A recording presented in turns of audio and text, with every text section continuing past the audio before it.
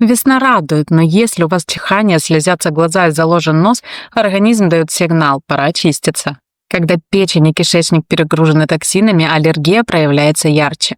Организм просто не справляется с выведением аллергенов и запускается бурная реакция. Детокс помогает разгрузить печень, вывести токсины и улучшить работу иммунной системы.